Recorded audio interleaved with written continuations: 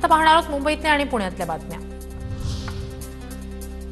कबूतरखान्यांसाठी मुंबईत 3 नव्या जागांचा विचार। मुंबईत नवे कबूतरखाने सुरू करण्यासाठी मुंबई महापालिकेची धडपड।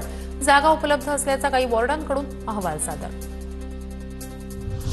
नवीन वर्षापासून स्वयंचलित दरवाजे असलेली लोकल धावेल। येत्या काळात 238 नवीन रेक दाखल होणार, त्यामुळे 60% प्रवासी क्षमता वाढणार। रेल्वे मंत्री अश्विनी वैष्णव यांची माहिती।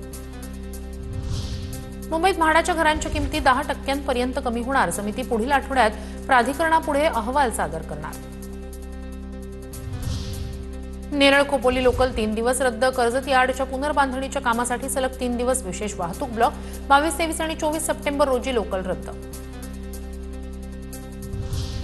11वी प्रवेशासाठी 22 ते 25 सप्टेंबर दरम्यान अंतिम विशेष फेरीचं आयोजन। अद्याप प्रवेश निश्चित नसलेल्यांसाठी प्रवेश घेण्यासाठी माध्यमिक आणि उच्च माध्यमिक शिक्षण विभागाचा निर्णय।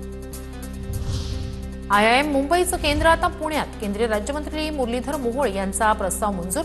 शैक्षणिक नगरी पुण्याच्या ओळखीला मिळणार नवा आयाम।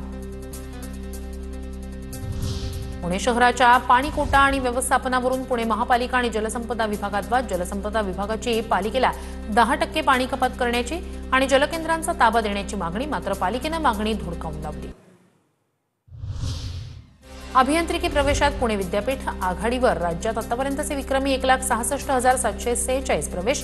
पुणे विद्यापीठात 70,420 जागांपैकी 60,482 जागांवर प्रवेश।